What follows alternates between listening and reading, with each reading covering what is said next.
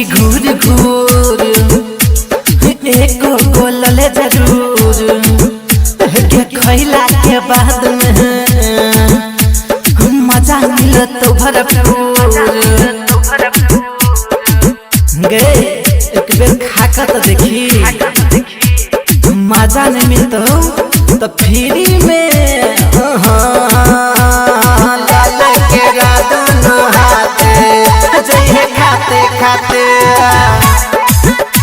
के लाल के रादनो हाथे जइहे खाते खाते लाल के रादनो हाथे जइहे खाते खाते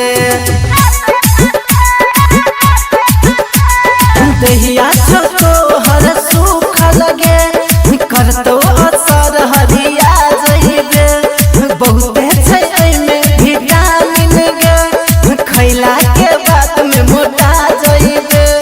मिलल छौ मौका तो फायदा उठा ले लगतो नहीं पैसा फ्री में खा ले फ्री में खा ले गे फ्री में खा ले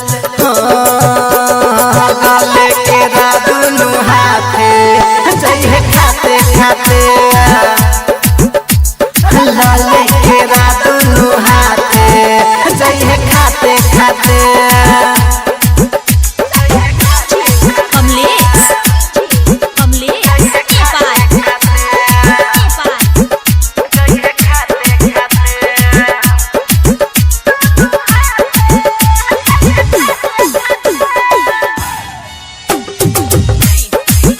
Mithilanchal recording studio Kisanpur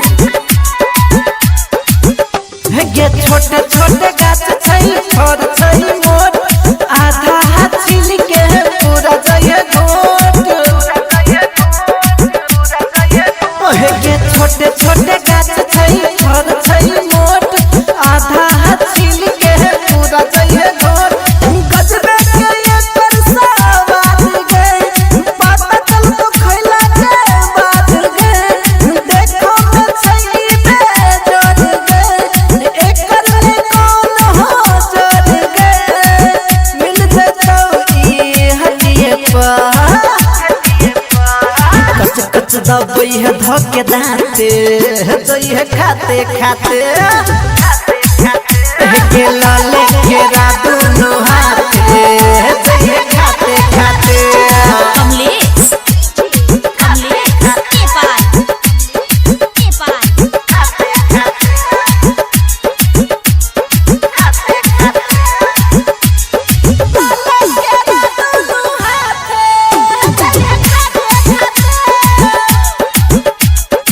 Mithilanchal recording studio Kisanpur के जिला जबार में छै एकर नाम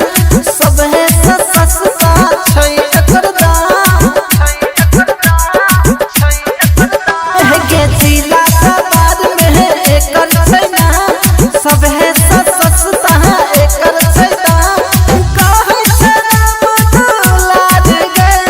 हे तो पैसा बेकार गे केक जाती नहीं खैबे गे मुंह सचुआ लाद गे घर जाके पछतैबे गे धकेले जइहे माथे जइहे खाते खाते